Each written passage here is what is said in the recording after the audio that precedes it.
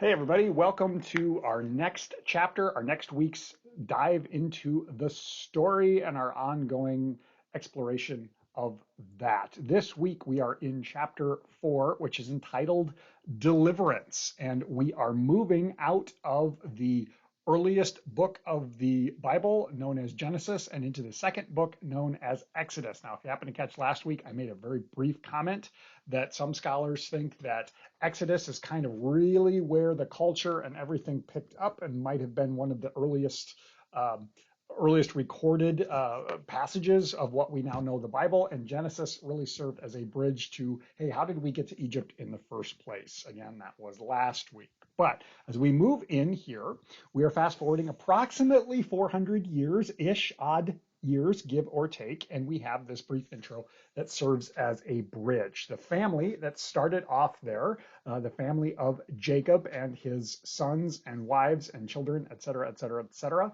because of the benefit of Joseph, who had already been in Egypt, they have now grown into a great culture.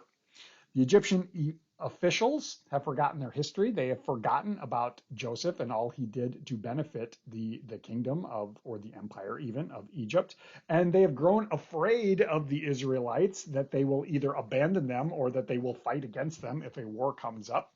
And so they begin to oppress them with hard labor. And then we begin to hear about some very problematic action that was attempted to be taken, some of which we kind of hear about and some of which we don't actually hear about, in that there's an attempt to kill all of the newborn babies, the newborn baby boys, I should say. The Egyptians don't seem to have an issue with the Hebrew girls, but they want the boys to be eliminated so that there will be no one to fight them. And yet it does not seemingly work, or at least it doesn't work as well as they hoped it will. In the midst of all this, we hear about Moses, who is born into this time, and because whether it's divine inspiration or just happenstance, don't really know, he is protected in the midst of this attempted male genocide that is going on. He spends 40 years growing up in the house of Pharaoh, and yet he seems to know his own culture, to know who he is, or that he is a Hebrew and not an Egyptian, even though he's raised among the Egyptians. And there seems to be some indication that Hebrews must look different than Egyptian people. Just visibly, they must look different, and we kind of get that from the fact that his adopted Egyptian mother recognizes him as a baby to be a Hebrew. I don't know what that is. I don't know what the difference could be, but that seems to be the indication there. But anyway, he spends that first the first 40 years, the first portion of his life, essentially protected and living a life of privilege, even though he recognizes that things aren't going on so good. Then, after getting a little uppity and killing an Egyptian, and then kind of getting busted for it, out of fear and danger, he flees off to the region of Midian. Now, Midian, if you're wondering, is kind of out to the east of Egypt. It's past the Sinai Peninsula and then even the Gulf of Arabia, kind of this little region that's just to the northeast of the northern tip of the Red Sea is kind of where Midian is. So he spends 40 more years there, and he serves his father-in-law, Jethro, the priest of Midian, marries one of Jethro's daughters, hence making him his father-in-law, spends the next 40 years there basically hiding out from Pharaoh and living as a shepherd and serving his father-in-law. So at the end of that time, so now he's about 80 years old. People are still apparently living a little bit longer than normal, but anyway, he now encounters God, and there's the whole story of the burning bush, which is really cool in its own thing, but I'm not really going to go into that. We have the call of Moses when God tasks Moses with, hey, you're going to do something important. Moses fights it tooth and nail. He does not want to do it. He probably is scared to go back to Egypt and the potential danger that he faces there. But he puts up a big old fight against God. And now this is very, very common. This is a theme that emerges throughout a lot of the Hebrew scriptures, or the Old Testament as we know it.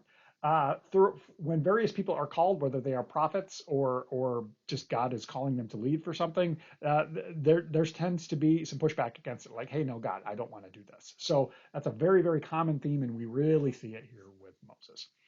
At this point, we move into the next section, which is conflict with Pharaoh, also known as the plagues. Now, we hear directly about some of the 10 plagues. Some of them kind of get glossed over just within some of the connective tissue, and we don't really focus in on them, getting mentioned in passing. But what's interesting about this whole situation, so it's intended to be a display of God's power before Pharaoh, so that Pharaoh will like let the people go, let my people go. That's always the thing. Hey, let my people go, let them go out and be free, and let them go out and worship. And Pharaoh's always basically like, no, we're not going to do that. Initially, in the first couple of plagues, we see that Pharaoh pushes back because he has his magicians come in and they copy whatever it is. It's like the water turns into blood. They do that one. They do the same thing with the frogs that come up. And I think that's just hilarious because they essentially are making the plague worse as a, hey, look, we can do that too. They make it worse. But then things switch and they can't copy it as the plagues continue. And things just continue to move on and move on and move on. Now we see a pattern that emerges in this. Pharaoh essentially first gets scared and he seems to relent, and he asks Moses, hey, pray to God that this plague will go away and then I'll let the people go. And Moses is like, okay, and Moses does, and the plague goes away. And then Pharaoh changes his mind. And we see this over and over and over again. Then we reach the 10th plague, aka the Passover, aka the death of the firstborn. In this 10th and final plague, God establishes a ritual for the Hebrew people, as well as an ongoing celebration that they will repeat year after year after year after year, and still do, as a remembrance of when God freed them. And it includes directions for what they should do in this first time, this actual Passover, so that death will miss them, so that death will pass over their house. Hence the name. Death passes over when when the blood of the lamb is present on their doorpost. Now, the firstborn in the non-marked houses, though, they die. And finally, Pharaoh says, "That's enough. Everybody get out. We're done. We're done. We're done."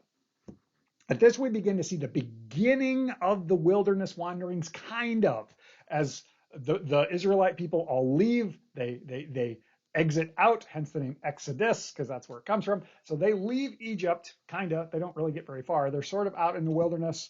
And we begin to see a pattern of the Israelites complaining because they don't like the situations that they find themselves in.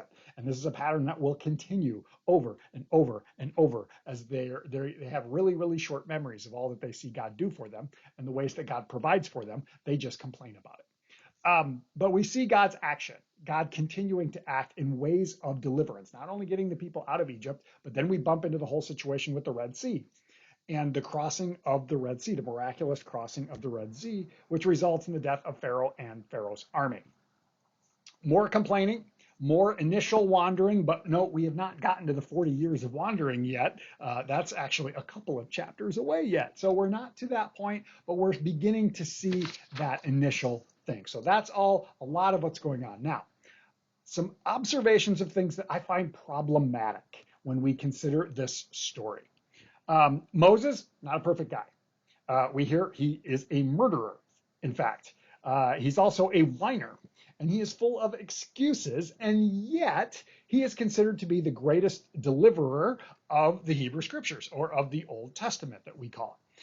God chooses and uses him anyway, despite those flaws, which actually, that in itself is a positive thing, even if Moses himself was kind of problematic. So that's a thought about that. Now, I also want to think about the Egyptians here. Now, maybe you've thought about things this way, maybe you never have, but this is something that sort of resonates with me as we consider the Egyptians and the fact that a lot of them may have been kind of innocent bystanders in this whole situation. The conflict seems to be with Pharaoh, or at least with the officials, and maybe the slave masters, but many of the Egyptians themselves were perhaps innocent in this whole situation, or at least were not nearly as complicit in it as some of the others. So what do we do with their misery? How do we think about that? Now, maybe we think, well, the Egyptians just all deserved it. Maybe we think that. I know I at times have either not even thought about it, or have thought, yeah, they probably deserved it. I think this probably stems from our focal point of the the Israelites or the Hebrews as the heroes, the heroic culture of this story, the chosen ones of God. We actually even hear that language at times. But We also know that throughout some of the rest of Scripture, God claims all of humanity as beloved children. And that includes those firstborn who died. That includes the soldiers who went into the water, were overcome by the water and drowned and died that way. If we believe in the promise that God has chosen all of humanity as beloved children, then what do we do with that? Because that means that those ones who died, seemingly by God's action, were beloved children of God too. And I admit I don't know what to do with that.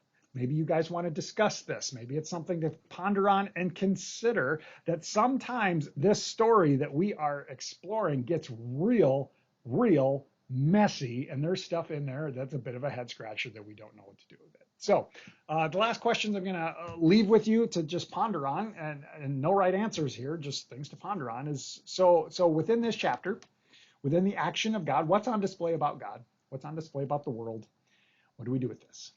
Take care, everybody. We'll catch you next week.